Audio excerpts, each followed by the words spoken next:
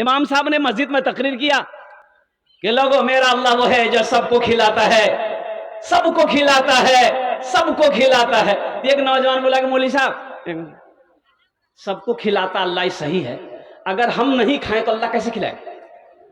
بولے کیا نہیں کھابوتی؟ بولا نہیں مان گئے ہم اگر ہڑتال کر دے تو اللہ کیسے کھلائے گا؟ تو امام صاحب نے کہا کہ پھر بھی کھلائے گا۔ بولا اچھا کھلائے گا تو ٹھیک ہے ہم دیکھتے ہیں کیسے کھلائے۔ گھر آیا، گھر میں ہڑتال کر دیا، کھانا بند۔ ماں سے بولا کہ ماں میں کھانا نہیں کھاؤں۔ بولے کیا نہیں کھاؤ؟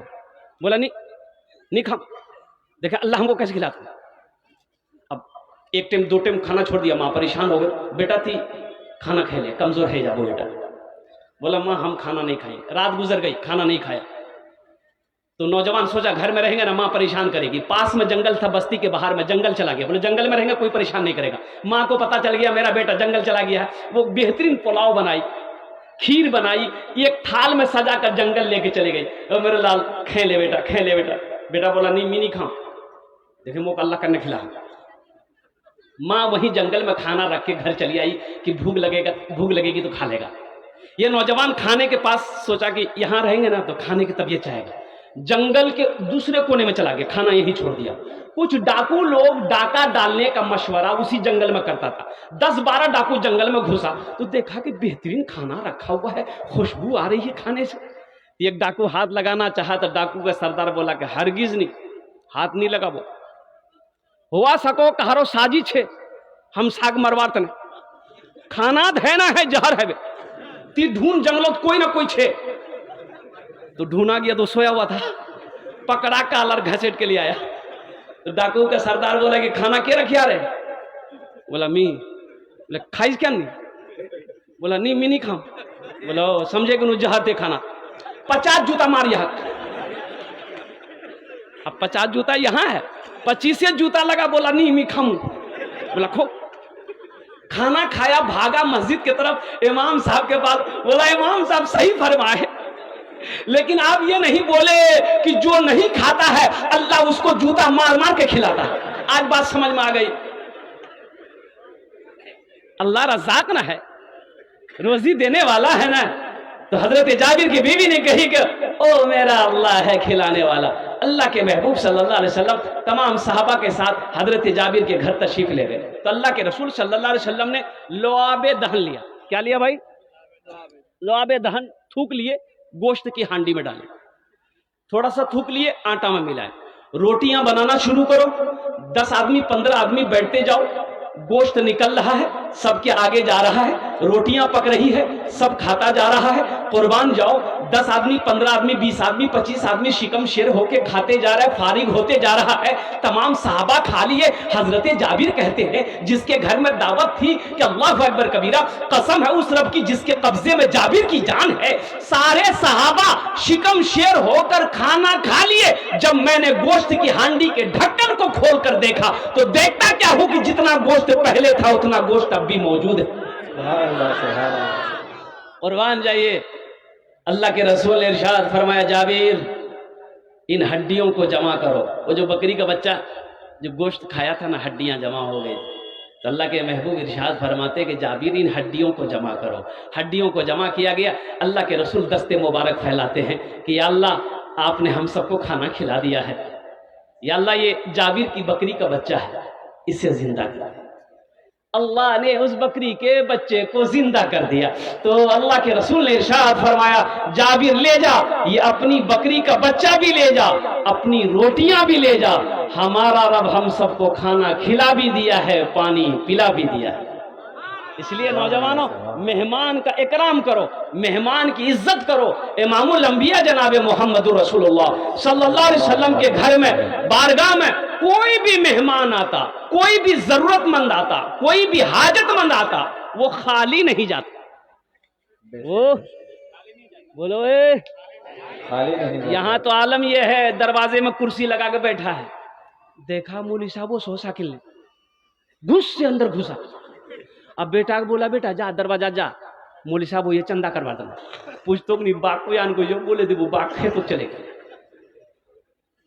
بولو بات صحیح کی غلط؟ آج تو ہم اپنے مہمان سے بھاگ رہے ہیں۔ دیکھیے دین صرف نماز پڑھ لینے کا نام دین نہیں ہے، صرف روزہ رکھ لینے کا نام دین نہیں ہے، صرف حج کر لینے کا نام دین نہیں ہے۔ دین تو ہے، یہ ہے یا ایھا الذین آمنوا ادخلوا فی السلم کافہ، اے ایمان والو اسلام میں پورے کے پورے داخل ہو جاؤ۔ نماز پڑھتے ہو تو روزہ بھی رکھو، اللہ نے دولت دیا ہے تو زکوٰۃ دو، اللہ صاحب مال بنایا ہے تو آپ کے اوپر میں حج فرض ہے، حج بھی کرو، پڑوسی کا کیا کہتے ہیں کہ خیال کرو، ماں باپ کی خدمت کرو، بیوی کے حقوق کو ادا کرو، بڑوں کا عزت و احترام کرو، چھوٹوں سے شفقت سے پیش آؤ۔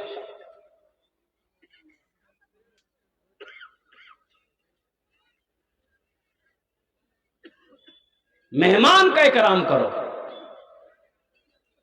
چھوٹی چھوٹی باتیں ہیں لیکن بڑا اجر ہے، بڑا ثواب ہے۔ انشاءاللہ عمل کریں گے میرے بھائی بہت تیزی کے ساتھ۔ میں اپنی بات کو سمجھنے کی کوشش کروں گا۔ اللہ کے رسول کی بارگاہ میں کوئی بھی حاجت مند آتا خالی ہاتھ، بھائی خالی ہاتھ نہیں جاتا، خالی ہاتھ نہیں جاتا۔ آج ہم سائل کو ہو، مدرسے والے کو ہو، چندے والے کو ہو، بھوکے کے ہو، اپنے دروازے سے خالی لوٹا دیتے۔ اللہ کے رسول صلی اللہ علیہ وسلم کے پاس جو کچھ ہوتا، جو سائل آتا، مانگنے والا آتا، چندہ والا آتا، ضرورت مند آتا، اللہ کے رسول خدمت کر دیتے، لے جاؤ۔ اور جب نہیں ہوتا وہ وقت بھی ہے کہ پاس میں کچھ نہیں ہے، اب ضرورت مند آ گیا، یا رسول اللہ میری ضرورت پوری کی جائے، تو اللہ کے رسول حضرت بلال کو آواز دیتے، بلال کہاں ہے؟ یا رسول اللہ میں حاضر ہوں۔ کہ بلال ادھر آؤ، اے بلال یہ میرے پاس آیا ہے، ضرورت لے کر آیا ہے، حاجت مند ہے، اے بلال میرے پاس تو دینے کے لیے کچھ نہیں ہے، اے بلال کسی سے قرضہ لے لو، اس کی مدد کر دو، انتظام اللہ کروا دے گا، ہم اس کے قرضے کو ادا کر دیں گے۔ حضرت بلال حبشی رضی اللہ تعالیٰ عنہ مدینے کی گلیوں کی چکر لگاتے کہ یہاں تک کہ کبھی یہودیوں سے قرضہ لے کر اس ضرورت مند کی ضرورت کو پوری کیا۔ میرے بھائیوں ہم اس رسول کی امت ہیں، ہم اس پیغمبر کی امت ہیں، تو اس لیے میرے بھائیوں، میرے دوستوں، میرے بزرگوں، الحمدللہ ثم الحمدللہ یہ جذبہ ہمارے اندر بھی ہونی چاہیے، یہ جذبہ ہمارے اندر بھی پیدا ہونی چاہیے کہ اگر ہم کیا کہتے ہیں کہ کوئی ضرورت مند مل جائے، اللہ نے مال دیا ہی اس لیے ہے کہ اللہ کے راستے میں نیک کاموں میں خرچ کیا جائے۔ اللہ کہتا ہے کہ میں نے تمہیں دولت دیا ہے، تم میرے راستے میں خرچ کرتے رہو، تم خرچ کرتے رہو گے، ہم تمہیں دیتے رہیں گے، اگر تم روک لو گے تو ہم بھی روک لیں گے۔ تو خرچہ کرنے میں فائدہ ہے کہ روکنے میں فائدہ ہے؟ بولو بھائی، بولو بھائی، خرچہ کرنے میں فائدہ ہے کہ روکنے میں فائدہ ہے؟ اور ایک قرآن کی آیت ہے لن تنالوا البر حتى تنفقوا مما تحبون، میرا اللہ کہتا ہے کہ میری قرب، میری محبت اس وقت تک تم حاصل نہیں کر سکتے جب تک کہ میری راہ میں وہ چیز نہ قربان کر دو جو تمہیں سب سے زیادہ پیاری ہو، جو تمہیں سب سے زیادہ پسند ہو۔ تو ابھی کے زمانے میں مال سب کو پیارا ہے، مال پیارا ہے نا بھائی، ارے پیسہ پیارا ہے کہ نہیں ہے؟ تو اللہ کہتا ہے کہ میری قرب، میری محبت اس وقت مل جائے گی جب ان پیسوں کو، مالوں کو، سونے چاندی کو جو تمہیں سب سے زیادہ پیارا ہے میرے راستے میں لٹاؤ، میرے راستے میں خرچ کرو، میری محبت پالو گے، میری محبت مل جائے۔ یہ مسجد کا جلسہ ہے، مسجد اللہ کا گھر ہے، وہ اللہ جس نے پیدا کیا، وہ اللہ جو ہمیں کھلا رہا ہے، وہ اللہ جو ہمیں پلا رہا ہے، وہ اللہ جو ہمیں میٹھی نیند سلاتا ہے اور پھر میٹھی نیند سلا کر پھر اللہ ہمیں زندہ کرتا ہے، وہ اللہ جس کے قبضے میں ہم سب کی جان ہے۔ ایک دن موت اللہ دے گا، پھر اپنے کٹ گھرے میں میرا اللہ کھڑا کرے گا، پھر میرا رب پوچھے گا میرا بندہ دنیا سے آیا ہے، میرے لیے کیا لایا ہے؟ کیا جواب دو؟ اللہ پوچھے گا میرا بندہ دنیا سے آیا، میرے لیے کیا لایا؟ کیا بولو گے؟ موبائل لائے۔ یہ دنیا میں اللہ نے پیدا کیوں کیا؟ دنیا میں اللہ نے پیدا کیوں کیا؟ بیکار پیدا کیا؟ نہیں، یوں ہی پیدا کیا؟ فالتو پیدا کیا؟ بھئی آخر کیا وجہ ہے؟ اللہ نے دنیا میں آپ کو، ہم کو، سب کو کیوں پیدا کیا؟ کوئی وجہ تو ہوگی نا بھائی، ارے کوئی وجہ ہوگی کہ نہیں؟ بولیے نا بھائی، ہاں یا نہ بولیے نا، ارے کوئی وجہ ہوگی نا۔ اے اللہ کے قرآن سے پوچھتے ہیں، اللہ کے قرآن سے پوچھتے ہیں کہ اللہ کے قرآن تو بتا دے اللہ نے ہم کو کیوں پیدا کیا ہے؟ تو اللہ کا قرآن جواب دے گا وما خلقت الجن والانس الا لیعبدون. اللہ کا قرآن کہتا ہے، میرا رب کہتا ہے میں نے جنات اور انسان کو صرف اور صرف اپنی عبادت کے لیے پیدا کیا. کس کے لیے پیدا کیا ہے؟ اے بابو اے بوشے جا کھانا الحمدللہ. دیکھیے آپ لوگ ہاں ضرورت میں جانے دیجیے، جا بھائی جانے دیجیے. ہاں جو ضرورت سے جا رہے ہاں جو ضرورت سے جا رہے ہیں وہ چلے جائیں. اچھا اب کوئی جائے گا آئے گا نہیں نا؟ ارے کوئی جائے گا نہیں لگلے؟ ہاں نہیں جائے گا.